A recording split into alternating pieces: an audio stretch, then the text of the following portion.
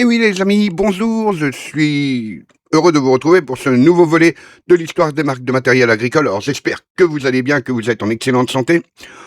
Désolé, mais bon, ça fait quelques semaines que j'ai rien posté, mais bon, hein, vous comprenez que, bon, voilà, c'est pas toujours facile. Mais bon, toujours est-il que bon, on n'est pas là pour s'apitoyer sur mon sort, mais bel et bien pour partager ensemble notre série, quelque part, Retour vers le futur, sur le développement agricole de l'après-guerre.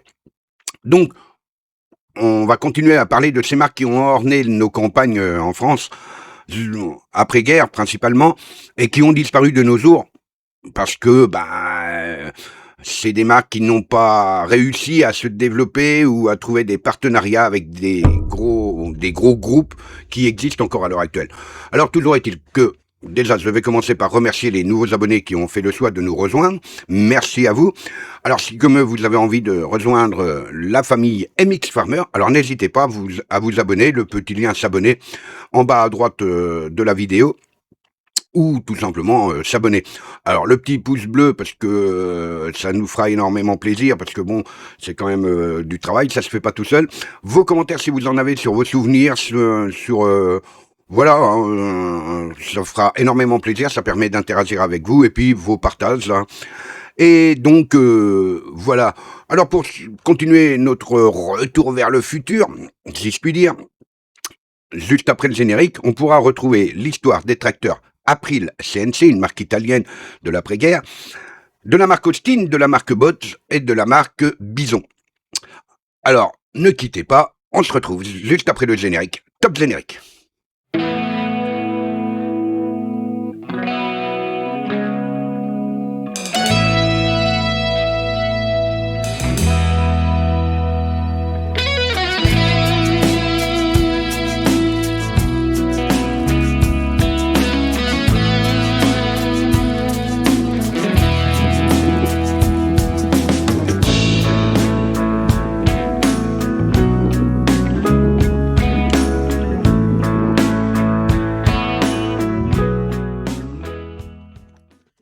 Alors, commençons par parler de cette marque qui n'est autre que la marque April. Alors, l'histoire de la marque April, elle est intimement liée à l'évolution de la mécanisation agricole en Europe. Eh oui, ce géant italien s'est particulièrement spécialisé dans le domaine du transport et du travail du sol. Bien moins médiatisé que les géants comme John Deere ou Massey Ferguson, April occupe une place respectée pour sa robustesse. Alors, les quelques points clés pour comprendre un petit peu l'épopée ou l'histoire de cette marque, en fait, bon, les origines, c'est, on va dire, du génie italien. La marque trouve ses racines en Italie au cœur d'une période où le monde agricole cherchait à remplacer, bien entendu, toujours la traction animale par la force mécanique. Et donc, sa spécialisation, dès le départ, April s'est distingué par la conception de châssis robustes et de systèmes de transmission adaptés aux terrains difficiles. L'ADN de cette marque, la marque, oui, a bâti sa réputation sur le sur-mesure industriel proposant des machines capables de supporter des charges lourdes, là où d'autres s'embourbaient, bien entendu. Alors, cette marque a eu un as d'or quand même. C'est dans les années 1960 et 1970, on va dire, April est devenu une référence pour les remorques autochargeuses et les véhicules de transport tout-terrain. L'innovation, ils ont été parmi les pionniers de l'intégration de motopropulseurs performants sur des remorques, créant ainsi des ensembles articulés d'une efficacité redoutable, bien entendu pour l'époque. Je vous parle des années 60-70. Cette marque avait une marque de polyvalence. En effet, leurs engins n'étaient pas seulement destinés au sang, on les retrouvait souvent dans les exploitations forestières ou les sentiers de montagne. Alors, comme beaucoup de marques, bon, c'est vrai que beaucoup de marques ont essayé de se spécialiser hors du monde agricole pour aller conquérir un marché qui n'était pas, je veux dire, encore sur Sarzay, c'est le marché du matériel forestier.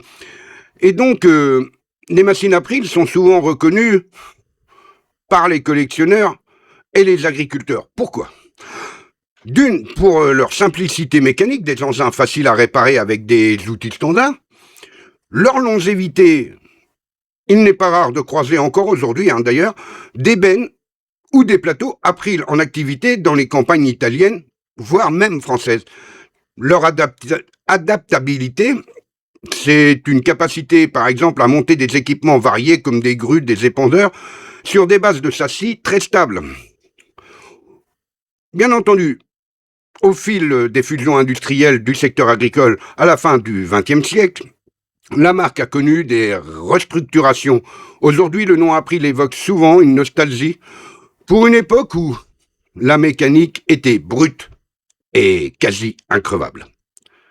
Alors, bien entendu, pour continuer à parler un petit peu d'April, c'est une marque, la marque April est souvent associée à l'entreprise italienne, Officine Mechanics April, qui est une référence historique, bien que devenue rare, spécialisée dans des engins de transport lourds et des châssis motorisés, comme je vous l'ai dit, contrairement aux constructeurs de tracteurs standards comme, on va citer, Fiat, ou voire même Sam d'ailleurs. April s'est illustré par des véhicules articulés et des remorques motrices. Alors, bien entendu, il y a quelques modèles phares qui sont les plus emblématiques de la marque. Je vais vous dire, par exemple, les remorques motrices Motrici. C'est bien entendu un grand savoir-faire April et une époque où les tracteurs manquaient de puissance ou d'adhérence pour transporter des charges lourdes en montagne ou dans la boue. April fabriquait, bien entendu, des remorques dont les roues étaient directement liées à la prise de force du tracteur. Leur fonctionnement à la remorque devenait active et poussait l'ensemble, transformant un simple tracteur en un véhicule 4x4 ou voire 6x6. L'usage très populaire dans les Alpes et les apnins pour le transport du bois par exemple ou du fourrage dans les pentes raides. Le moto Carello d'April. Il s'agit d'un hybride, on va dire un hybride, entre un petit camion tout-terrain et un tracteur articulé. Les modèles types souvent équipés de moteurs Lombardini ou Slanzi, des moteurs diesel monocylindres ou bicylindres très très robustes. Le châssis, un châssis rigide ou articulé, avec une benne basculante à l'arrière capable de passer là où aucun camion classique ne pouvait s'aventurer. Bien sûr, il y eut des adaptations forestières. April a pris des bases pour des engins de débardage. Ces modèles étaient souvent équipés de treuils mécaniques puissants, de lames de poussée à l'avant pour dégager les pistes, de pneus à crampons profonds pour une traction maximale. Alors, comment identifier ces machines? Alors, par exemple, si vous avez un engin April sous les yeux, regardez la plaque constructeur, souvent rivetée sur le châssis près du siège ou sur la flèche de la remorque. Le moteur, il s'agit d'un moteur Lombardini, on va dire exemple, le type LDA. Cela confirme la période entre 1960 et 1980. L'articulation, si l'engin se casse en deux, pour tourner, c'est un modèle articulé très recherché aujourd'hui par les collectionneurs des microtracteurs italiens. Eh oui, cette marque April, comme quoi, on peut être petit, mais avoir un très grand savoir-faire. Alors nous allons continuer, bien entendu, avec la marque Austin.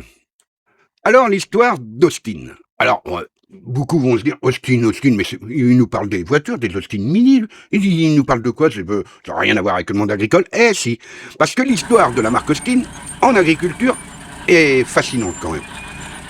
Car elle illustre parfaitement le moment où l'industrie automobile a tenté de conquérir les champs après la Première Guerre mondiale. Déjà, on parlait de la Première Guerre mondiale. Alors, bien entendu, comme je vous l'ai dit, si vous connaissez bien entendu des voitures, vous savez, les petites mini comme il les faisait dans le temps, on va dire des voitures miniatures, bon, qui étaient quand même des voitures, mais bon, évidemment, il fallait pas mesurer 2,10 m parce que bon, on était à l'étroit dans la voiture. Et donc, l'Austin 7, sachez que le grand frère agricole est tout aussi compact et ambitieux. En effet, sa naissance dans le luxe au sillon, enfin du luxe au sillon, dans le luxe ou du luxe au sillon, dès 1918. Tout commence avec Sir Herbert Austin, le fondateur de Austin Motor Company en Angleterre. À la fin de la Grande Guerre, il réalise que les chevaux ne suffiront plus à nourrir la population et que les agriculteurs ont besoin, bien entendu, de mécanisation. Le premier modèle est lancé en 1919 et c'est l'Austin Twin City, inspiré d'un modèle américain rapidement suivi par l'emblématique Austin 20 Aspect. La silhouette le désigne. Contrairement aux tracteurs massifs de l'époque, l'Austin était léger, relativement abordable et facile à conduire. Le succès et la rivalité, bien entendu, avec Fordson. C'est dans les années 1920 que Austin devient le deuxième plus grand constructeur de tracteurs au monde, juste derrière le géant Fordson. Bon, qui dit Fordson dit Ford.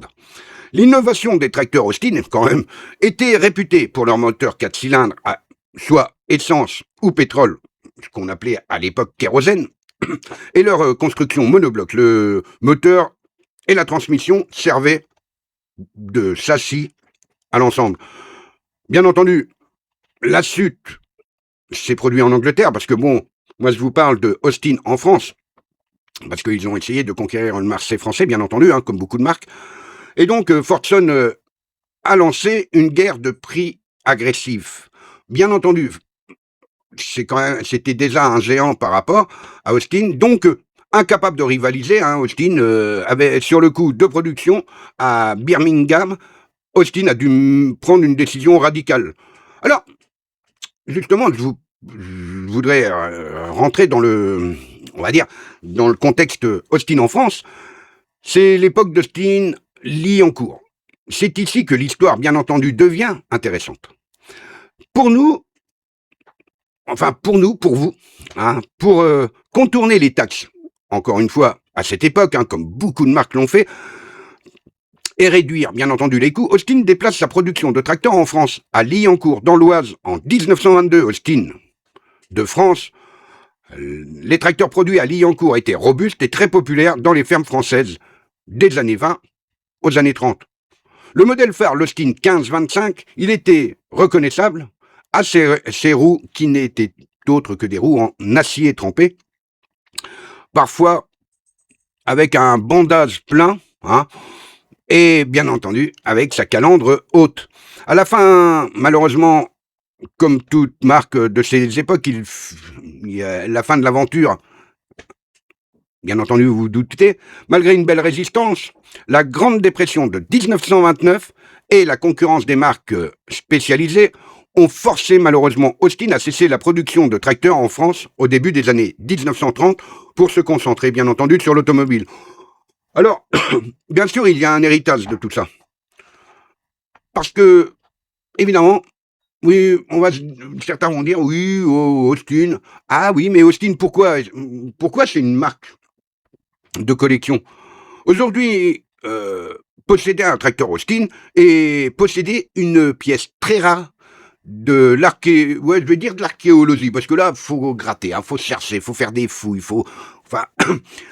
donc, c'est de l'archéologie industrielle, si je puis dire, en gros.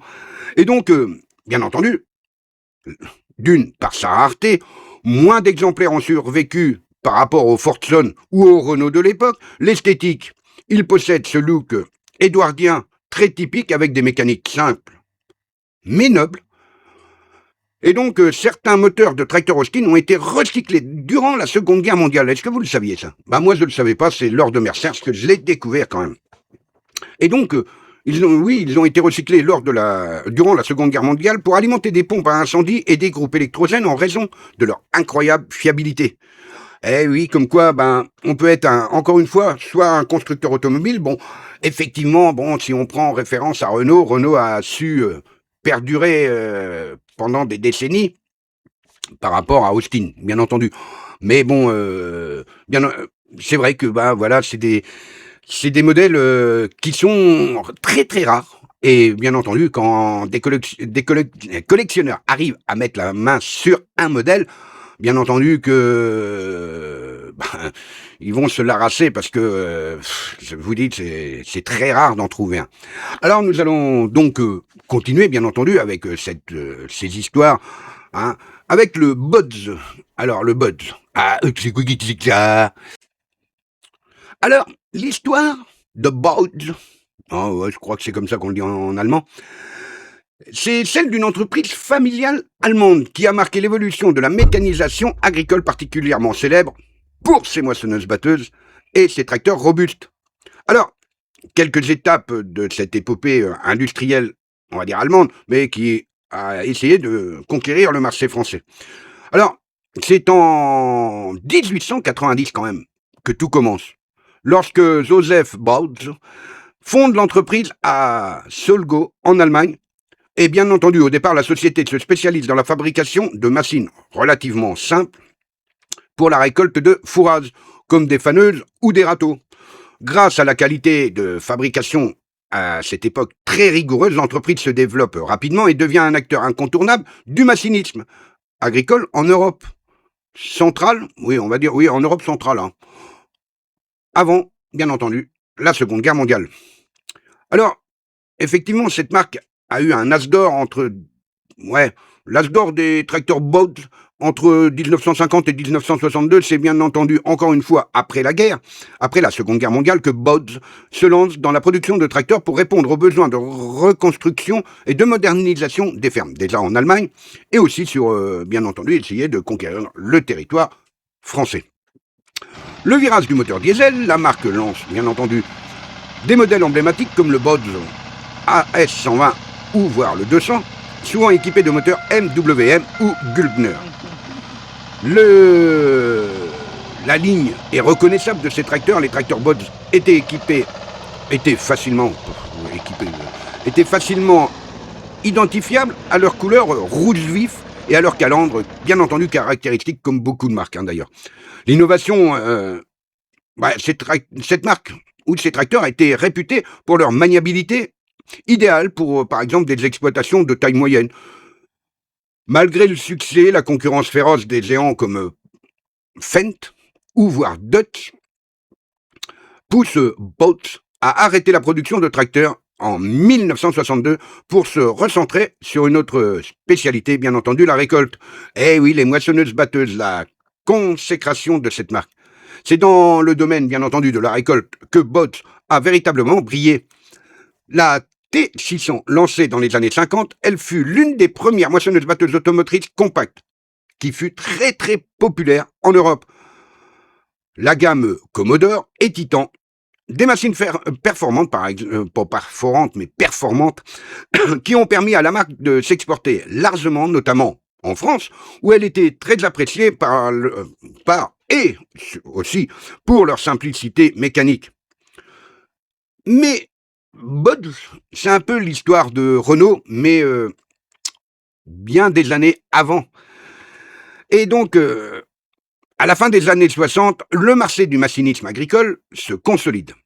En 1969, le géant allemand, vous avez deviné bien entendu, eh oui, Claas, rachète l'entreprise de Joseph Bods GmbH.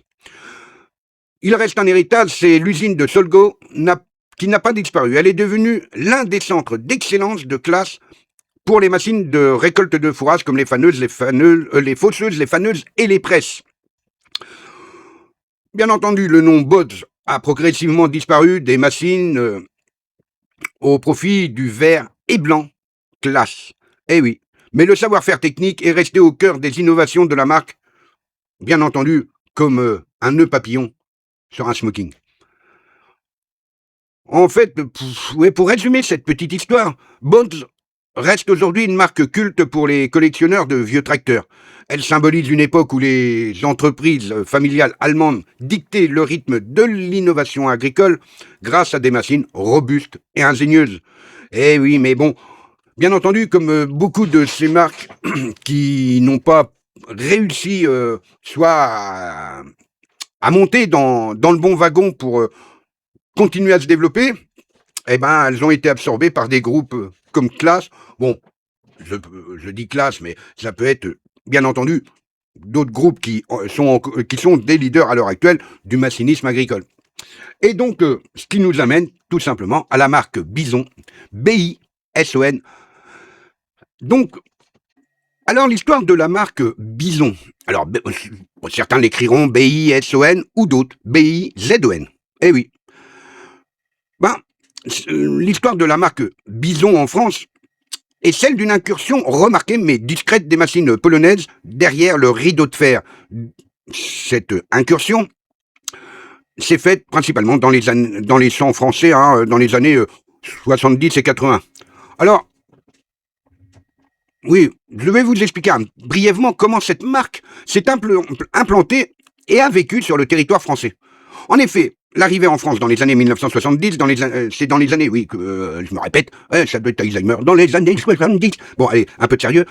Et donc, encore une fois, je me répète, dans les années 70, la France est le premier marché agricole européen. Et la marque Bison, produite par l'usine FMZ à Płock, en Pologne, cherche des devises étrangères et s'attaque au marché occidental. L'importateur de la marque Bison était principalement importé en France par la société MAM, Machines Agricoles Modernes, qui distribuait également d'autres marques européennes comme ZF Stoll, si je ne dis pas de bêtises.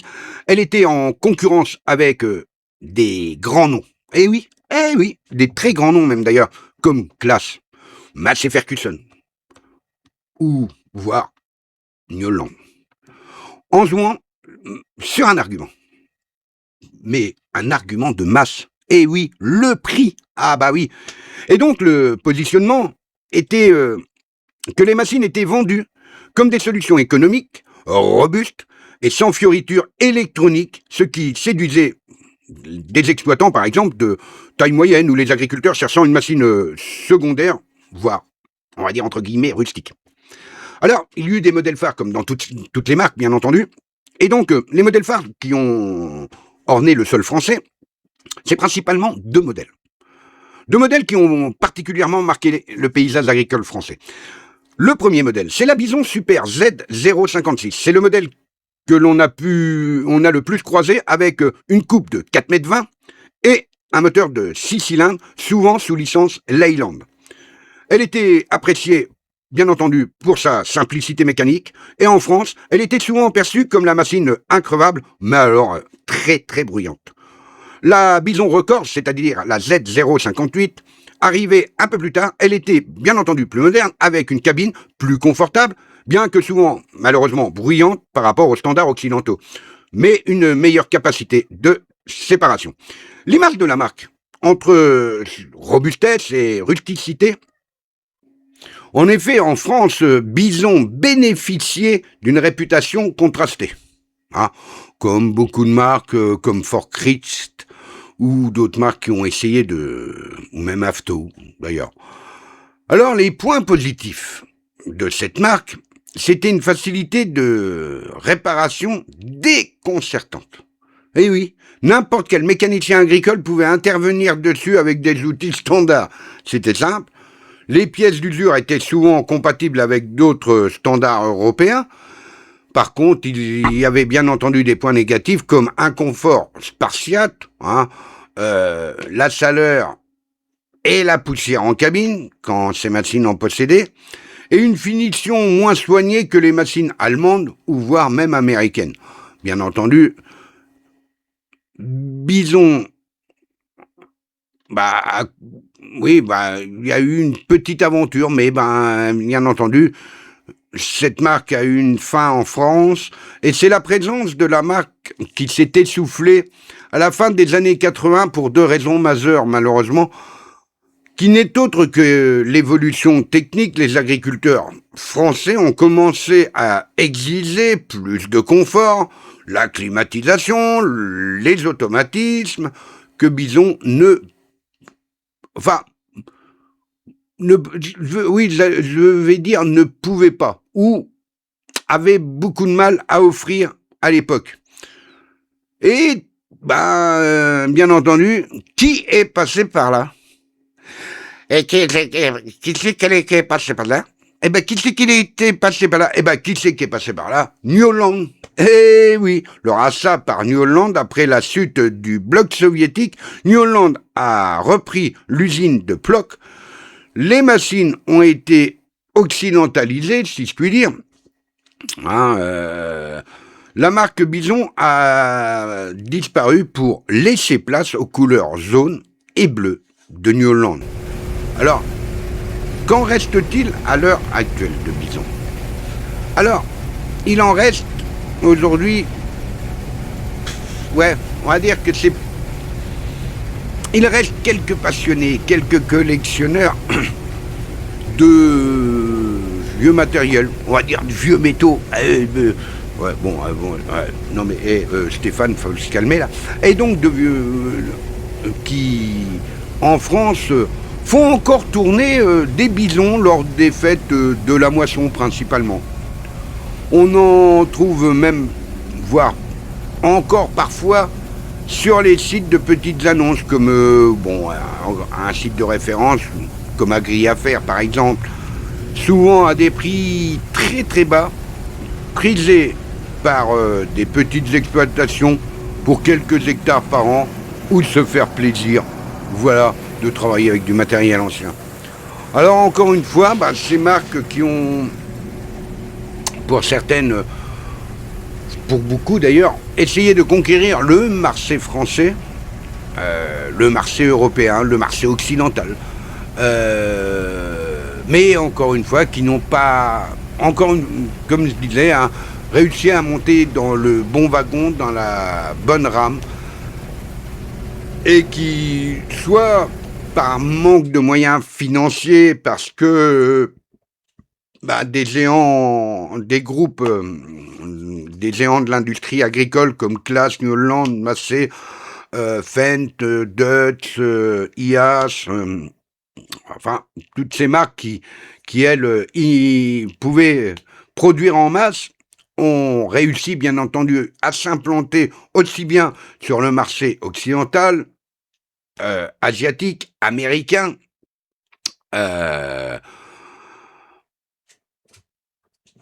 évidemment, ces marques étaient appelées soit à être rachetées ou totalement disparaître du paysage. Alors, je vous remercie d'avoir suivi, bien entendu, ce volet de l'histoire des marques de matériel agricole. Et j'espère, je vais tout faire pour pouvoir vous retrouver le plus vite possible, bien entendu, pour continuer cette épopée de l'histoire des marques de matériel agricole. Alors, je vous souhaite à toutes et à tous d'excellentes journées, d'excellentes semaines. Les beaux jours approchent, donc tenez bon, l'hiver est bientôt fini. Dans un mois, ouais, je pense qu'on sera... Non? Oui, vous croyez pas? Si. Vous en êtes persuadé. Allez, toujours est-il, je vous laisse soit vos occupations, et je vous remercie, et je vous dis à très très prochainement. Bis les amis, portez-vous bien.